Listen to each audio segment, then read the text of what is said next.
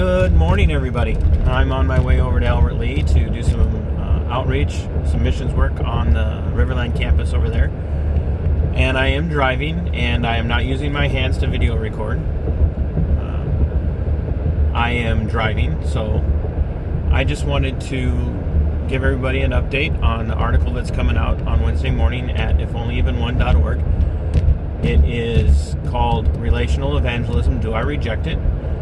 I want, especially for the people that I am closest to in my region, in my area here, the people that I worship with, I want them to see it because I think I haven't always communicated well about my view of different methodologies of the gospel, or how we can preach the gospel in different contexts. It doesn't always have to be done in the context of street ministry or campus ministry, and it doesn't always have to be done by way of open air preaching, and it doesn't always have to be done by way of relationships. And so that's why I've entitled the article Relational Evangelism, Do I Reject It? I want everybody to hear my heart and understand that I probably haven't communicated well. I do think there's a stark difference between relationship or friendship evangelism and biblical relational evangelism. It's going to be one of the main focuses of the article. I hope I address my views on that well and that I make it clear. One of the other topics I'm going to be addressing is what it means to front load the gospel into a relationship, and I've touched on that in other articles and in conversations, but especially in the context of this, I touch on that again, why I think it's important. And from there I'm going to also be talking about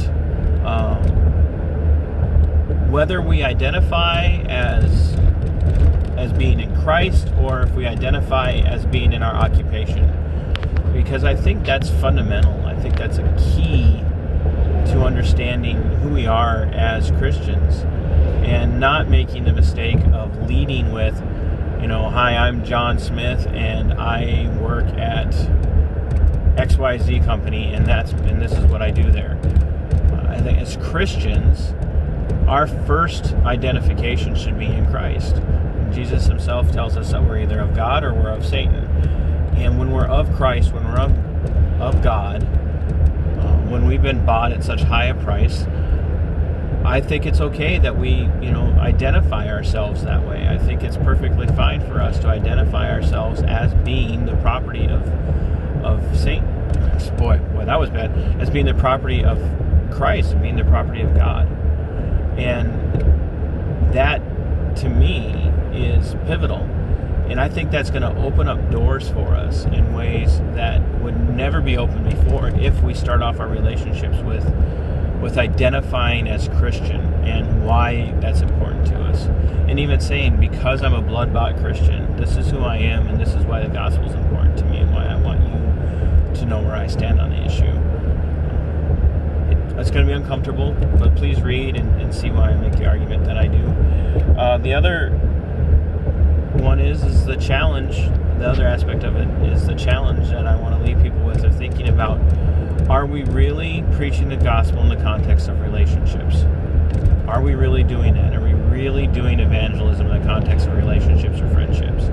Relational evangelism is going to have as its focus the gospel permeating it, and the end goal being the conversion of the person we're in relationship with. I think relationship and friendship evangelism see the relationship as pivotal. They see the relationship as the important part, so that we're purchasing the right, or purchasing the permission of the person we're in that relationship with to actually preach the gospel to them. And I just don't see that as biblical. And so the challenge is that I will leave everybody with in that article is to think about where you really are in those relationships and what you're really doing. So I hope that you guys can overlook my staggered and stumbling and stuttering explanation of the article here, and I would look forward to you guys reading it on Wednesday or the days to follow, and giving me feedback. I love feedback, and I love it publicly, not because it props me up or puffs me up, but because I want to be challenged publicly so I can be corrected where I'm wrong, and it gives me the opportunity to publicly confess where I've been in sin or where I'm not dealing with the topic appropriately. So if you read it and you want to push back, please push back publicly and privately. I look forward to both types of contact. So please, once again, overlook my stumbling and stuttering here, and pray for me today and in the days to come. Love you all.